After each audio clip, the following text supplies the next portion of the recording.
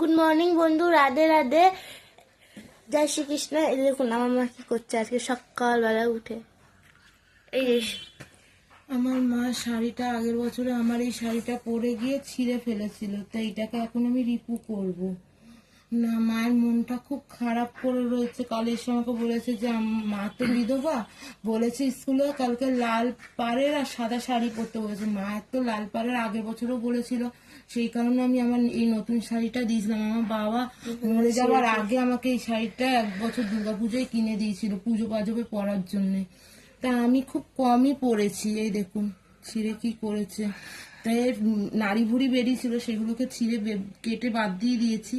তো এটাকে রিপু করব। আর আমার মেয়ের এই জামাটা অনেক দিন মানে পরার পরে আমাকে বলছে, ও মা আমি না এটা একটু রং উঠেছে, এটাকে একটু সুন্দর করে, আমার জামাটা খুব ভালো লাগে, এটাকে একটা কিছু করে দেবে ডিজাইন।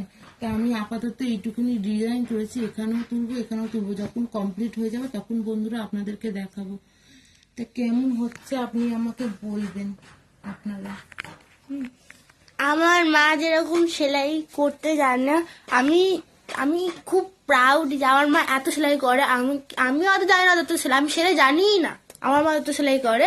আমার মায়ের যেরকম ফ্রিজে মেকআপ থাকে, তারপর চারিদিকে মেকআপের বাক্স টাক্স থাকে, সেরকম আমার মা চারিদিকে সেলাইয়ের বাক্স থাকে। সেলাইয়ের বাক্সটা দেবেন, এই দেখুন, এই হচ্ছে সেলাইয়ের বাক্স। আরো রয়েছে ওদিকে সেলাইয়ের বাক্স, ব্যাগের মধ্যে আরো অনেক কিছু রয়েছে।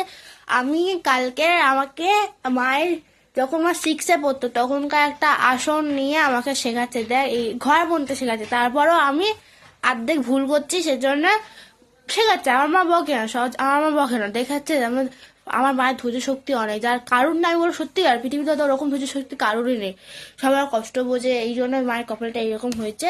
আর একটা দেখাচ্ছে আমার মা যেটা নিজের হাতে পুরোটা করেছে আসনটা, সেটা দেখাচ্ছে। এই দেখুন এই আসনটা আমার মা বানিয়েছে, পুরো ভরাট করেছে নিজের হাতে। এখানে মায়েরই অন্য দিয়ে মা করেছে, আমি বসি প্রতিদিন পুজো দেওয়ার সময়। আর এই একটা আসন সুন্দর করে প্যাকিং করে রেখেছে। আমার মা যেরকম রান্না করে, আমার মা যেরকম এরকম এরকম যে সেলাই করে, সেরকম আমার মা বিশাল সুন্দর রান্না করে। রান্না আমার তো খুব ভালো লাগে, বাইরের লোকও বলে যে খুব সুন্দর রান্না করেছো। ওই জন্য আমার মা সবার মন জোগাতে জোগাতে মায়ের কপালটা এরকম হয়ে গেছে। এই দেখুন, এটা হচ্ছে 6-এর, আমার মা বানিয়েছিল পুরো ভরাট। এখানটা মা করেছে, পুরো করেছে। আমি শুধু কালকের তাও অর্ধেক মা করেছে, আমি তো দুটো করেছি। এই দেখুন পুরোটা করেছে।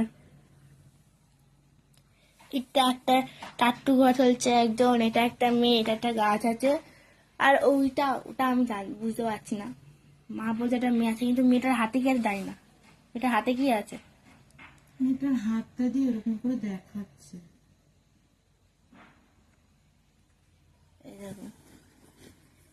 আজকে আমার মায়ের যেরকম সেলাই আছে, সেরকম আমার আজকে যেরকম মায়ের সেলাই আছে, সেরকম আজকে মায়ের রান্নাও আছে।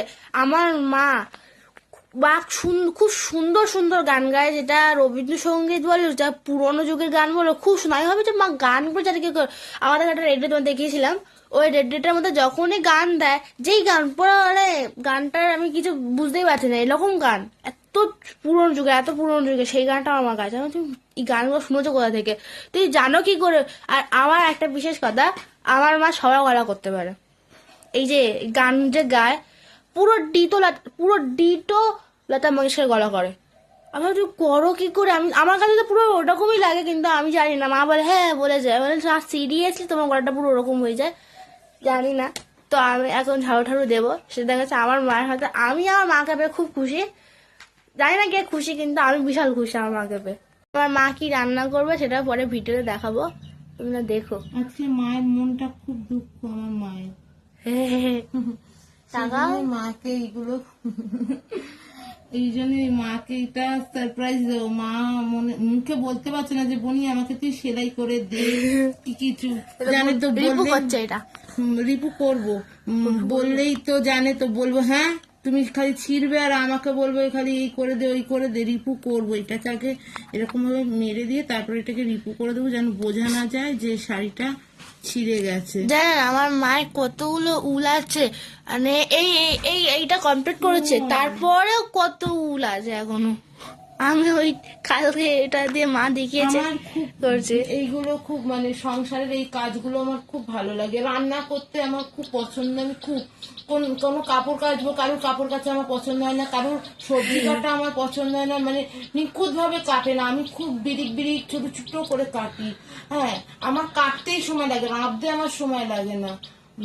আর হচ্ছে আর একটা হচ্ছে কারোর সেলাইও আমার পছন্দ না হয় না, না হয় মানে মুখে বলি না, কিন্তু ভাবি ঠিক আছে চলো চলে যাবে, কিন্তু আমি করি কেন সুন্দর করে, কোনো খুঁত যেন না কেউ করতে নিখুঁত, পারে, পুরো নিখুঁত করে। নিখুঁতভাবে করার চেষ্টা করি। কোনো বি কাজ আমার কাছে হচ্ছে, কোনো বি কাজ যদি করি সেটা ধৈর্য দিয়ে যদি মন দিয়ে করি, তাহলে ভগবানও সেই কাজের সম্মতি দেয়। এটাই আমার কাছে মেন কথা। আর আমি চেষ্টাও করি সেটা করার। রূপ না থাকুক, গুণ তো থাকাটা উচিত মানুষের। কে বলেছে তোমার রূপ নেই? হ্যাঁ, আমার সবসময় মা এরকম বলে। আমার কাছে তো আমার মা বিশ্ব সুন্দরী কারোর মানে। পাগল। তো আমি এখন ঝাড়ু ঝাড়ু দেখাবো, তারপর তোমাদেরকে বাকি কথা বলছি। হচ্ছে ঝাড়ু দেবা, ঘর মোছাও যখন থাকে। আমি তো একটু মানে কষ্ট হয়, আমার কিডনির প্রবলেম আছে, আমি পারি না ঠিক একটা করতে। বসে বসে কোনো কাজ হয় ঠিক আছে, ও যখন থাকে তখন ও ঝাড়ু ঘর মুছে দেয়। আর আমি, ও না থাকলে আমাকেই করতে হয়। ওকে তো আর ভোরবেলা বলতে পারি না যে মা করে দিয়ে যা। ভোরবেলা ওকে তৈরি টৈরি করে ওকে স্কুলে ছেড়ে এসে আমি এই কাজগুলো করি। ও বাড়ি আছে বলে ও এখন করছে, বলছে মা তুমি করো না, আমি করি। সবচেয়ে বড়, ও 20 লিটারের জলগুলো ও তুলে নিয়ে আসে আমাকে, কখন আমার মাকে আমাকে কোনোদিন দেয় না। তা মার শরীর ওর মতন খারাপ। মেয়ে পাওয়া হচ্ছে সবচেয়ে বড় ভাগ্য। আমার মতন অসহায় মায়ের যে একটা এত, ভগবান হয়তো আমি শত পাপ করেছি সেই জন্য আমার এরকম কপাল, কিন্তু আমি বলবো শত পাপের মধ্যে শত এমন একটা ভালো বড় পুণ্য কাজ করেছি, এইরকম আমি আমার মেয়ে পেয়েছি। এরকম মেয়ে পৃথিবীর কারুর নেই। আমার মেয়ে সত্যি খুব ভালো, খুব ভালো। আমার আমার কাছে সব বাচ্চা ভালো হয়, কিন্তু আমার কাছে আমার মেয়ে হচ্ছে আমার ভগবানের। আমি সবসময় বলি তুই আমার গোপাল, ওকে আমি সব সময় বলি তুই আমার ভগবান। আমি জানি না, ওকে পেয়ে আমি পৃথিবীর সব খুশি পেয়ে গেছি। আমার সোনা গয়না টাকা করি জায়গা জমি কিছুই আমার আমার ভালো লাগে না। আমি কিছুর ওপরে মোহও নেই আমার। আমার শুধু আমার মেয়ের প্রতি আমার খুব, আমার মেয়েকে কেউ কিছু বললে, আমার মেয়ের সাথে কেউ কিছু খারাপ মিসবিহেভ করলে, কি আমার মেয়েকে কেউ কেউ মেয়েকে ভালোবাসে না, আমি তার প্রতি খুব বিশ্বে যতই খারাপ হোক, কিন্তু আমার মেয়েকে যে কেউ কিছু বলে সে আমার কাছে যতই ভালো হোক আমার কাছে খারাপ সে। আর আমার মায়ের মতন কারোর মা না। আমি তো বলো আমার মা সত্যিকারের বলছি, আমার মা মতন কোনো মানে। আর আমার বাড়ির ফ্যামিলি বলতে, আমি বাড়ির ফ্যামিলি বলি না ওদেরকে, আমার বাবা বলতে আমি বলি না। ওরাও হয়তো ভালো না, ওরা হয়তো ভালো না, ওরা ভালোই না, সিরিয়াসলি একটা একটা রাবণ। আর আমার মায়ের মতন হয়তো আমি মা হয়তো পরের জন্ম পাবো না, এরকম। আর কাজ সেলাই করা আমার কাজ সব থেকে, আমার কাছে তো ওটা ভালো লাগে ড্রয়িং করা। আমার ড্রয়িং একদিন আপনাদেরকে দেখাবো। তা আমি তো ড্রয়িং শিখি না, কিন্তু যেইটুকানি করি আমার মা বলে খুব সুন্দর হয়েছে। আমার মা এটা জিনিস আমি যেটাই করি না কেন, খারাপ হলেও লোক হয়তো বললো বাজে হয়েছে, কিন্তু আমার মা বলে সব থেকে সুন্দর হয়েছে। আমার মেয়ে বললো না যে আমি যাই করি না কেন আমার মা বলে খুব ভালো হয়েছে, এই জিনিসটা হচ্ছে আমি আমার বাবার কাছ থেকে শিখেছি। আমরা যখন ছোটবেলায় রান্না করতাম, আমার বাবা আমাদের 7 বছর বয়স থেকে আমাকে রুটি করা আলু ভাজা করা দায়িত্ব দিয়েছিল। তখন কিন্তু আমার ম্যাপ করতে, আমার রুটিটা কোন দেশের ম্যাপ, বিশ্বের ভারতবর্ষে কেন পুরো অল পৃথিবীর মধ্যে কোন দেশের ম্যাপ আমি নিজেও জানতাম না, আমি নিজেও খেতে চাইতাম না।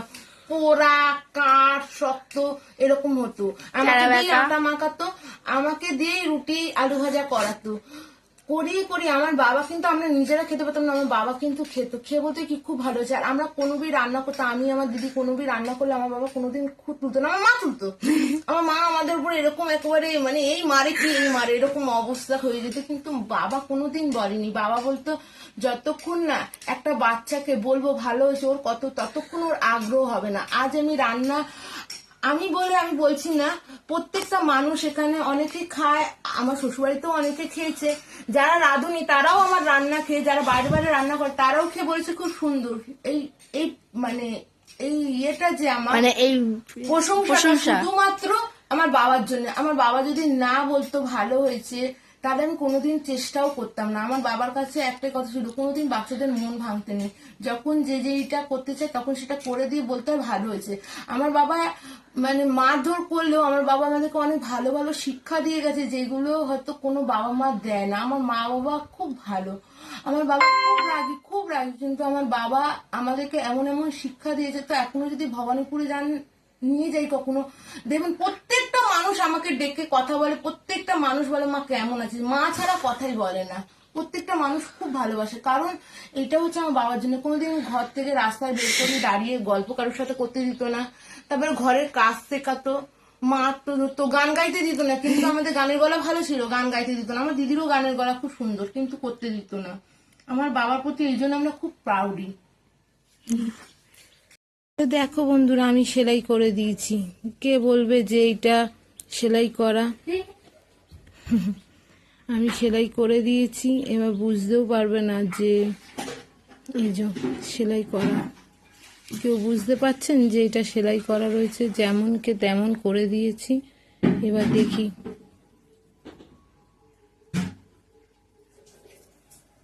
এই যে যেরকম পার সেরকম, এই দেখুন। আমার এখন বসে করে দিল। এই যে এটা সেলাই করা হয়ে গেছে, এক্ষুনি বসে করে দিয়েছি। কাঁচাই আছে শাড়িটা, খালি আয়রন মারতে হবে। একদম পায়ের নিচের দিকে, মানে হোঁচটকে তো আমার মা এমন ভাবে চলে মনে কালকা মেল ছুটছে, এমন ভাবে ছেড়ে, তো ওইটাই হচ্ছে প্রবলেম।